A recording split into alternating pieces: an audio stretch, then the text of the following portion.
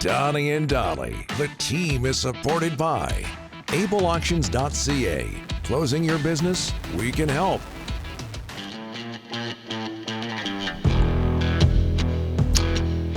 All of our guests today on this Friday brought to you by the Bayside Oceanfront Resort in beautiful Parksville. Just before we get to Thomas Drance, we're getting a lot of this into the Delaney's OK Tire and Langley inbox to the point where I've lost the one submission I wanted to read. Jamie the Armstrong Fisherman. Hey, Donnie, what everybody's failing to mention is where was the response with the rest of the team? The lack of response scares me. Well, Jeannot went off the ice, right? He was gone for the game. Gone. But what used to happen back in the day, Brock Besser is one of the Canucks' most productive players. So back in the day, one of the Canucks would go after one of the Kings' best players. Yep. Right? Yep. Didn't happen last night. Yeah. They were up 1-0. Like a Kopitar. Yeah. And Jeannot is a tough customer, folks. It's not like you can just ask anybody to go with him. He is very No, but very he had left. I get it. But that wasn't guy, an option. He can toss him, boy. Thomas Drance joining us now from The Athletic in the wake of the Canucks 4-2 victory over the Kings. Thomas, thanks for doing this, sir. How are you? We got him? I'm considering not responding so that you have someone else to criticize for not having a response. Oh, very good. So nice. Just your take on those submissions, wondering about that. And, maybe some old school people out there. Oh, tons. Yeah, I'll be honest. I would love to see it. It's one of those things where I get it. It's close. You want the 5-minute power play. Mm-hmm. You want to win the game. This team hasn't, defeated a clear playoff caliber team in regulation yet this season. You can understand why that was the approach. The game was never far enough away for the shenanigans to sort of prevail. So I get it, but I still would have loved to see it. Right? Like I still would have loved to see some after the whistle stuff, some amount of message sending, especially given that this is a divisional opponent, especially given the relatively high probability that you'll see the Kings down the line, not just with 2 regular season dates remaining, but potentially in the playoffs. Yeah. So I get it. It's 2 points, but it's also November, right? Like the big picture matters. And that was a brutal hit. Like that was a hit that demanded a response. I'm glad that the officials saw fit to assess a match penalty to Tanner Jeannot. That was a open and shut one in my mind. And good to see that he has a hearing too, because that hit can't happen. Like that's the definition of a bad illegal check to the head and one that warrants supplemental discipline. Thomas, how much, and his numbers are just tremendous, how much did you know about Kevin Lankinen before he joined Vancouver? I mean, I knew enough that I liked his game. I saw him play. He played and lost in Vancouver in November or something of last year for the Predators, and I was pretty impressed then. He'd been on my radar as an interesting sort of depth goaltender gamble, but I didn't know that he'd play like this. Here's the other thing I didn't know, gentlemen. I didn't know how well-rounded his game was, right? I mean, one thing about a goaltender who's, sort of been like a 1B or a backup throughout their NHL career and has a lot of experiences, that there's sometimes something relatively obvious in their game, right, that's prevented them from being a starter, that as they get reps, as they continue to see games, as their sample of performance as a team's number one expands, you're going to see teams start to pick at it, right? Maybe it's a slow blocker or a below average glove, or maybe they're slightly weaker than average down low, or maybe they struggle to see through layered traffic and stop shots from distance if there's multiple screeners. I mean, maybe it's something like that. And with Lankinen, he's pretty well rounded. There doesn't seem to be something obvious, right? That like as teams get a book on the guy, they're going to start picking at, right?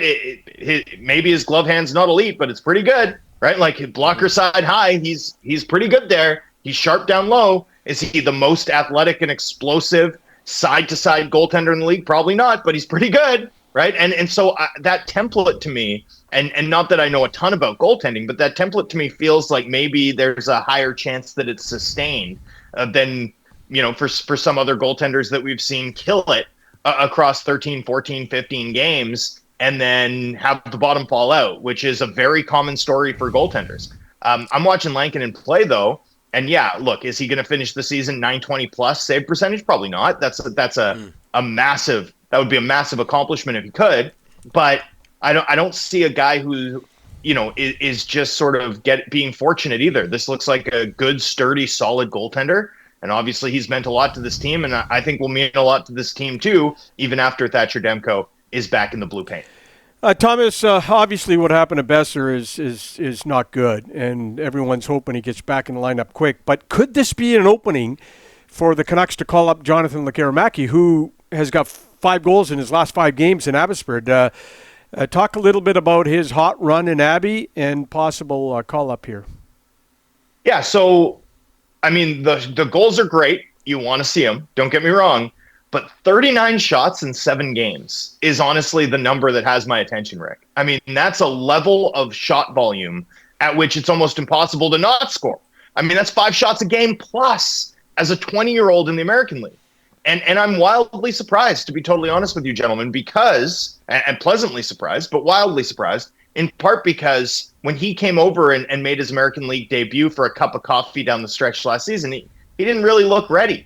Like, he really didn't. And then when we saw him at training camp and in Penticton, I mean, you could see a lot of the exceptional individual skill. You could see the dynamic play that he's capable of attacking downhill. But that, there were a couple of things that looked like works in progress to me in terms of offensive awareness, contributing to the buildup, and also just having sort of that core strength and edges that are required to protect the puck down low, right? You think about how Garland and Höglander do it, and granted, they're some of the best in the league at it. Like, if you're going to come out with a lot of 50-50 pucks at the NHL level, there's a level of sort of mechanics in terms of how you're able to skate on your edges along the wall that are important, that I thought needed some work. So, I don't think it's the worst thing for him to slow cook a bit and really dominate in the American League, but he's dominating in the American League to such an extent that I'm absolutely curious to see what it would look like in the NHL, right? Like, this is pretty special stuff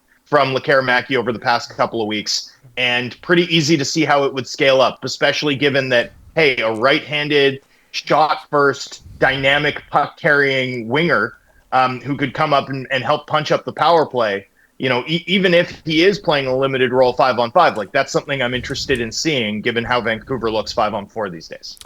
Thomas, I think in the past week there was a record amount of ankles broken in California. Oh, yeah. Quinn Hughes. Yeah. You got it.